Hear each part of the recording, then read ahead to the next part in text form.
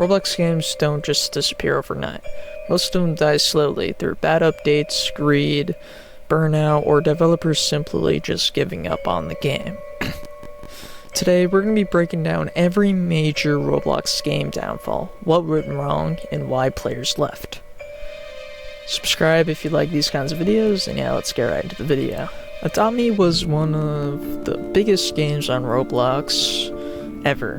Millions of concurrent players, trading everywhere, pets worth real money, but its downfall started with oversaturation. Too many pets, too many updates that felt the same, and a trading system that became more about value charts than actual gameplay.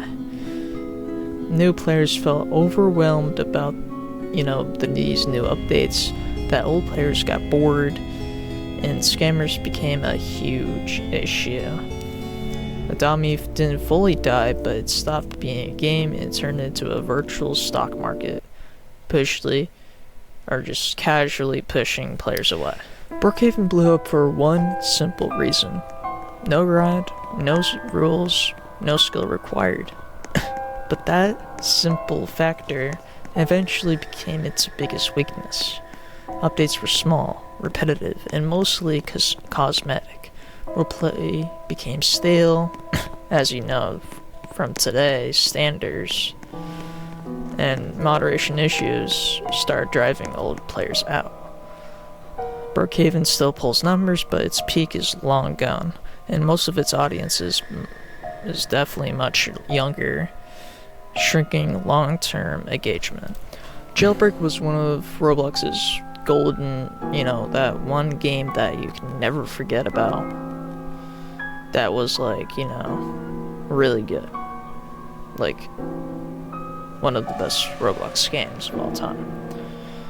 Weekly updates, major content drops, and it was a competitive cop versus criminal system that players absolutely enjoyed.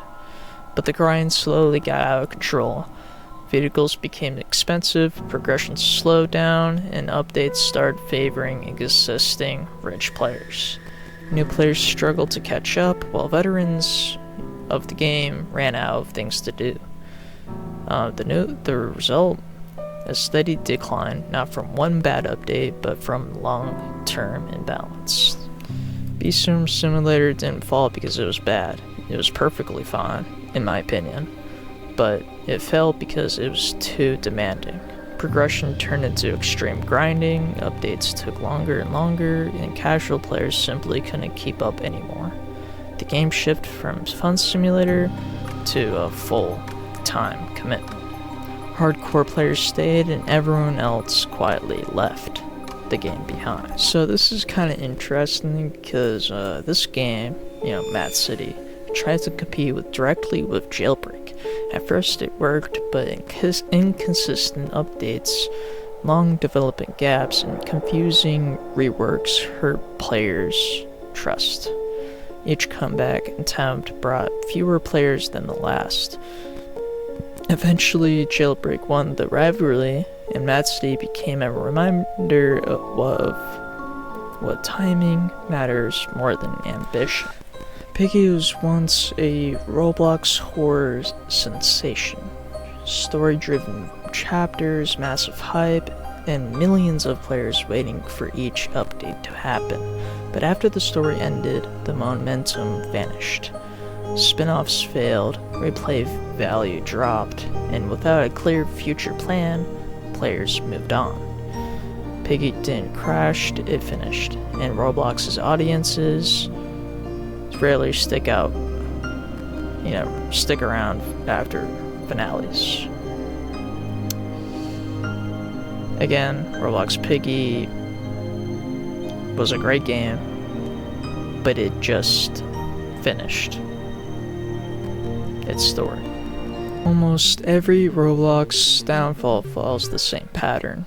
Updates slow down, monetization gets aggressive, new players feel left behind, and old players burn out.